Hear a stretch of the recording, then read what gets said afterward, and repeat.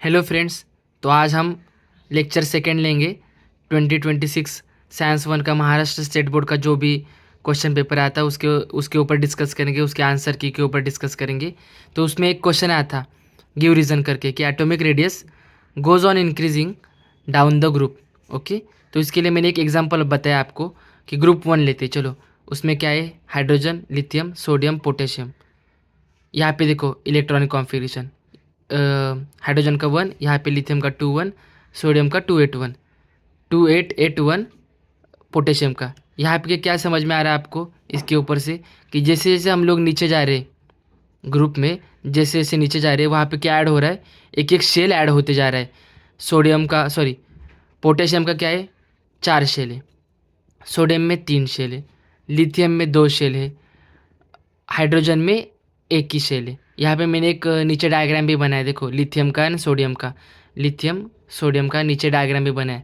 ये लिथियम का न्यूक्लियस, ये उसका first shell 2 electron, second shell 1 ही इलेक्ट्रॉन। सोडियम में 3 शेल है, फर्स्ट शेल में 2 इलेक्ट्रॉन, सेकेंड शेल में 8 इलेक्ट्रॉन्स और उसके बाद थर्ड शेल में 1 ही इलेक्ट्रॉन। ओके, मतलब क्या नीचे बढ़ रहा है हमारा, जैसे जैसे हम लोग ग्रुप में नीचे जा रहे हैं वहाँ पे क्या बढ़ रहा है कि एक एक शेल ऐड होते जा रहा है।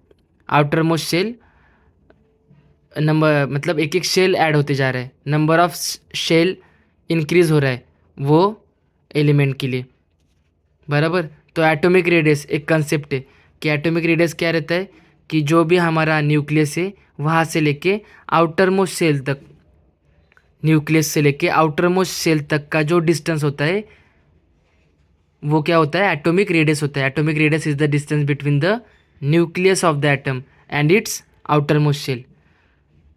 मतलब नंबर ऑफ शेल बढ़ गया तो एटॉमिक रेडियस क्या होता है, बढ़ता है।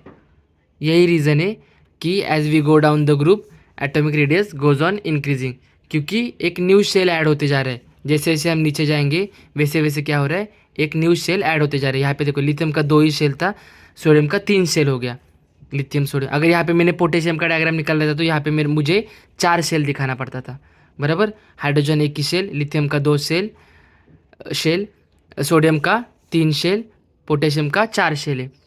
नंबर ऑफ शेल बढ़ रहा है, मतलब वहाँ पे क्या बढ़ रहा है, एटॉमिक रेडियस भी बढ़ते जा रहा है। लिथियम का देखो छोटा एटॉमिक रेडियस है, उसके उससे ज़्यादा सोडियम का एटॉमिक रेडियस है। एटॉमिक रेडियस मतलब, तो जैसे जैसे हम लोग नीचे जाएंगे वैसे क्या होगा, nucleus and outer most shell का जो डिस्टेंस रहता है वो भी बढ़ते जाएगा और इसकी वजह से एटॉमिक रेडियस भी बढ़ते जाएगा। तो यहाँ पे 2 पॉइंट्स भी मैंने मेंशन किया कि while going down a group a new shell is added, बराबर। While going down a group a new shell is added, therefore the distance between the outer most electron, electron लिखो नहीं तो shell लिखो, कुछ भी लिखो चलेगा। Therefore the distance between the outer most shell, मैं यहाँ पे शेल लिखता हूँ, and the nucleus goes on increasing. Distance between the outer most shell और electron and the nucleus goes on increasing. ये डिस्टेंस बढ़ रहा है मतलब एटॉमिक रेडियस बढ़ रहा है, बराबर। अभी हम लोग पढ़ेंगे एनोमलस बिहेवियर ऑफ वाटर, क्योंकि एक क्वेश्चन आता बोर्ड एग्जाम में कि ट्रू और फॉल्स करके, द वॉल्यूम ऑफ वाटर, ये देखो, the volume of water at 4 degree Celsius is maximum, ऐसा क्वेश्चन पूछा था, ट्रू और फॉल्स। अभी हम देखेंगे ये कंसेप्ट क्या है। ये एक concept anomalous behaviour of water के ऊपर बेस्ड है। अगर कंसेप्ट क्लियर है तो ये ट्रू और फॉल्स इजीली हम लोग सॉल्व कर पाएंगे। तो देखो एनोमलस बिहेवियर ऑफ वाटर, हम सबको पता है कि लिक्विड को अगर हम लोग हीट करेंगे तो वो क्या होता है, एक्सपांड होता है। लिक्विड को हीट करेंगे तो लिक्विड एक्सपांड होता है। एक्सपांड होता है मतलब उसका वॉल्यूम क्या होता है, वॉल्यूम बढ़ता है। ओके, अगर लिक्विड को हम लोग कूल करेंगे तो वो क्या होता है, कॉन्ट्रैक्ट होता है। कॉन्ट्रैक्ट होता है मतलब उसका वॉल्यूम कम होता है। पर वाटर एक special and exceptional behaviour show करता है। वो एक टेम्परेचर की रेंज है उसके बीच में।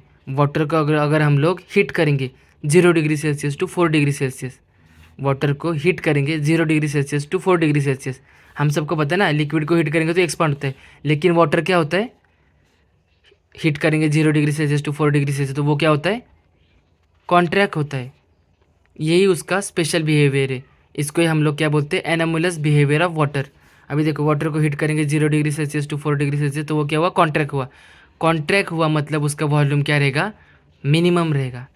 तो at 4 degree Celsius volume of water क्या रहता है, मिनिमम रहता है। और हमको क्वेश्चन क्या पूछा था, the volume of water at 4 degree Celsius is maximum. तो ये क्या हुआ, फॉल्स हुआ, बराबर। अभी देखो डेंसिटी पता है ना हम लोग को, मास अपॉन वॉल्यूम, और डेंसिटी एंड वॉल्यूम ये क्या इन्वर्सली प्रोपोर्शनल है। वॉल्यूम कम हुआ एट 4 डिग्री सेल्सियस तो डेंसिटी क्या होगा, 4 degree Celsius, at 4 degree Celsius maximum रहेगा। वॉल्यूम कम हुआ, डेंसिटी मैक्सिमम हुआ एट 4 डिग्री सेल्सियस। ओके, तो एक और एक क्वेश्चन है, ये हम लोग एक्स्ट्रा पढ़ेंगे। इन reason with the cold climate the aquatic animals and aquatic plants and animals can survive even when the atmospheric temperature goes below 0 degree Celsius. कि कोल्ड रीजन में ये एक्वाटिक प्लांट्स एंड एनिमल्स कैसे survive करते, वहाँ पे तो 0 degree Celsius के नीचे टेम्परेचर होता है। तो ये वाटर के एनोमलस बिहेवियर की वजह से पॉसिबल होता है। वो कैसे पॉसिबल होता है अभी हम पढ़ेंगे। देखो एक्वाटिक एनिमल्स, ऊपर तो आइस का लेयर रहता है पूरा, यहाँ पे एक्वाटिक एनिमल्स कैसे सर्वाइव करते। अभी मैंने बताया ना कि 4 डिग्री सेल्सियस पे डेंसिटी क्या होता है वाटर का, मैक्सिमम होता है, और 0 डिग्री सेल्सियस का डेंसिटी थोड़ा कम होता है, इसलिए ये लेयर कहाँ पे गया, ऊपर गया। और 4 डिग्री सेल्सियस का डेंसिटी ज़्यादा होने की वजह से ये लेयर नीचे आ गया 4 डिग्री सेल्सियस का। ओके, तो ये लेयर नीचे 4 डिग्री सेल्सियस का, 0 डिग्री सेल्सियस का लेयर ऊपर, और 0 डिग्री सेल्सियस पे वाटर फ्रीज होता है तो ऊपर पूरा आइस का लेयर रहेगा। और 4 डिग्री सेल्सियस का लेयर हेवी होने की वजह से, डेंसिटी ज़्यादा होने की वजह से ये नीचे रहता है। डेंसिटी ज़्यादा मतलब हेवीनेस ज़्यादा, वो लेयर क्या रहेगा, वो लेयर नीचे रहेगा। 4 डिग्री सेल्सियस का लेयर नीचे रहेगा और 0 डिग्री सेल्सियस का ऊपर रहेगा। तो ऊपर 0 डिग्री सेल्सियस पे आइस फ्रीज होता है तो ऊपर पूरा आइस का लेयर रहेगा, और यहाँ पे 4 डिग्री सेल्सियस का लेयर रहेगा। तो यहाँ पे बीच में क्या रहेगा, पूरा बीच में पानी रहेगा, बराबर। यही वाटर के एनोमलस बिहेवियर की वजह से ये एक्वाटिक लाइफ यहाँ पे सर्वाइव होती है, क्योंकि ऊपर आइस का लेयर और नीचे पानी रहता है। क्योंकि नीचे का लेयर देखो 4 डिग्री सेल्सियस का होने की वजह से यहाँ पे डेंसिटी, मतलब डेंसिटी ज़्यादा होने की वजह से यहाँ पे 4 डिग्री सेल्सियस का लेयर होता है, और यहाँ पे एक्वाटिक लाइफ सर्वाइव होती है। अगर ये किसी ने आपसे पूछा कि एक्वाटिक लाइफ कैसे सर्वाइव होती है, वहाँ पे तो 0 डिग्री सेल्सियस के नीचे टेम्परेचर रहता है, तो इसके वजह से ही, क्योंकि डेंसिटी ज़्यादा होने की वजह से नीचे का लेयर 4 डिग्री सेल्सियस का होता है, और बीच में फिर पानी रहता है, ऊपर आइस का लेयर रहता है 0 डिग्री सेल्सियस, जिसका डेंसिटी कम होता है इसलिए वो ऊपर, और 4 डिग्री सेल्सियस का डेंसिटी ज़्यादा होता है इसलिए वो लेयर नीचे, बीच में पानी, और एक्वाटिक लाइफ सर्वाइव होती है ऐसी। ओके, यहाँ पे बोर्ड के बुक में साइंस 1 के और एक ग्राफ भी दिया है, एनोमलस बिहेवियर ऑफ वाटर के। यहाँ पे एक ग्राफ भी दिया था जिसमें specific volume and temperature, specific volume on Y axis and temperature X axis के ऊपर। स्पेसिफिक वॉल्यूम मतलब वॉल्यूम ही रहता है, लेकिन वो 1 kg वाटर के लिए या फिर पर kg वाटर के लिए रहता है। तो मैंने क्या बोला था कि 0 degree Celsius to 4 degree Celsius अगर हम लोग हीट करते तो वॉल्यूम क्या होता है, कम होता है। यहाँ पे भी देखो ग्राफ पे भी शो हो रहा है कि वॉल्यूम, ये देखो यहाँ पे वाई एक्सिस पे वॉल्यूम है ना, तो ये वॉल्यूम कम हुआ 0 टू 4 डिग्री सेल्सियस जैसे हम गए ना, तो वॉल्यूम कम हुआ। और उसके बाद 4 के आगे फिर वाटर नॉर्मल बिहेवियर शो करता है, अगर हीट करेंगे तो वो प्रॉपरली एक्सपांड होता है। देखो ये ग्राफ ऊपर जा रहा है, मतलब यहाँ पे क्या बढ़ रहा है, वॉल्यूम भी बढ़ रहा है। ओके, तो ये ऐसा ग्राफ होता है। ये अगर ग्राफ आपको याद रहा ना तो बहुत सारे क्वेश्चन का आंसर हम लोग कर सकते हैं। अब देखो कि और एक क्वेश्चन है यहाँ पे कि in cold region in winter the pipes for water supply break and even rocks crack. ये ऐसा क्यों होता है कोल्ड रीजन में कि विंटर में कि pipe for water supply break होते, क्यों पाइप ब्रेक क्यों होता है विंटर सीजन में कोल्ड रीजन में? वहाँ पे टेम्परेचर 0 डिग्री सेल्सियस के नीचे जाता है ना, बराबर ना। तो देखो अभी देखो, मतलब 4 degree Celsius to 0 degree Celsius suppose cooling हुआ तो वाटर यहाँ पे क्या हो रहा है, देखो 4 degree Celsius to 0 degree Celsius. मैं अगर ऊपर देखो ग्राफ में देखो 4 degree Celsius to 0 degree Celsius पे गया, मैं 4 degree Celsius to 0 degree Celsius पे मैं अगर गया, यहाँ पे कूलिंग हो रहा है मतलब, तो यहाँ पे क्या बढ़ रहा है, 4 degree Celsius to 0 degree Celsius पे अगर वाटर कूल होने लगा तो ये टेम्परेचर के बीच में क्या हो रहा है, हमारा वॉल्यूम बढ़ रहा है। ग्राफ की वजह से आपको समझ में आएगा, यहाँ पे क्या हो रहा है, वॉल्यूम बढ़ रहा है। अगर वॉल्यूम बढ़ा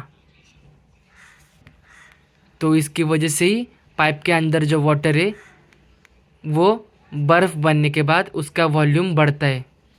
0 डिग्री सेल्सियस पे बर्फ़ होता है ना, आइस बनेगा, तो आइस की वजह से आइस बनेगा। और यहाँ पे क्या हो रहा है, आइस बनने के बाद ये देखो ना 4 डिग्री टू 0 डिग्री सेल्सियस, यहाँ पे क्या बढ़ रहा है हमारा, वॉल्यूम बढ़ रहा है, वॉल्यूम बढ़ रहा है। तो इसकी वजह से ही वॉल्यूम बढ़ेगा और अंदर क्या होगा, वाटर या क्या होगा, वॉल्यूम बढ़ेगा मतलब वाटर एक्सपांड होगा और हमारा क्रैक जाएगा। देखो यहाँ पे भी मैंने मेंशन किया कि देखो वाटर का अगर हम कूल करेंगे 10 degree Celsius to 4 degree Celsius, ये तो यहाँ पे तो कुछ प्रॉब्लम नहीं। 10 degree Celsius to 4 degree Celsius अगर हम कूल करेंगे तो प्रॉपरली वाटर क्या होता है, कॉन्ट्रैक्ट होता है। देखो ना वॉल्यूम कम होते जा रहा है, यहाँ पे देखो वॉल्यूम कम होते जा रहा है। अगर हम 10 degree Celsius to 4 degree Celsius जाएंगे, उल्टा कूल हो रहा है वाटर, तो प्रॉपरली वाटर कॉन्ट्रैक्ट हो रहा है। लेकिन उसके बाद अगर वाटर को हम लोग कूल करेंगे 4 degree Celsius to 0 degree Celsius, देखो 4 degree Celsius to 0 degree Celsius अगर कूल करेंगे तो क्या हो रहा है, वॉल्यूम फिर से बढ़ रहा है, वॉल्यूम फिर से बढ़ रहा है। यहाँ पे देखो वॉल्यूम फिर से बढ़ रहा है और उसकी वजह से ही ये वाटर एक्सपांड होता है 4 डिग्री टू 0 डिग्री सेल्सियस, इसलिए वॉल्यूम बढ़ता है। वॉल्यूम बढ़ेगा तो पाइप में जगह ही नहीं है वाटर को बाहर आने की, इसलिए वो पाइप को ब्रेक करता है और बाहर आने की कोशिश करता है, क्योंकि वॉल्यूम बढ़ने की वजह से। ठीक है, ये ग्राफ की वजह से बहुत सारे क्वेश्चन के आंसर आप कर सकते हो, तो यह ग्राफ भी याद रखो, बराबर। और एक एग्जांपल है, हम लोग आइस क्यूब में जब पानी रखते तो हम उसका क्वांटिटी थोड़ा कम रखते। आइस क्यूब का जो भी साइज़ रहता है उसमें हम लोग पानी थोड़ा कम रखते और वो फ्रीज़ होने के बाद फिर हम लोग क्या देखते कि उसका साइज़ बढ़ा हुआ। तो वो इसकी वजह से ही होता है कि देखो 4 degree to 0 degree Celsius cooling होता है ना, जब यहाँ से यहाँ तक 4 to 0, तो वहाँ पे क्या होता है, वॉल्यूम बढ़ता है। तो इसलिए हम लोग आइस क्यूब में भी थोड़ा पानी कम रखते हैं ताकि वो जो बड़ा हुआ वॉल्यूम है ना उसको थोड़ा जगह मिले। ओके।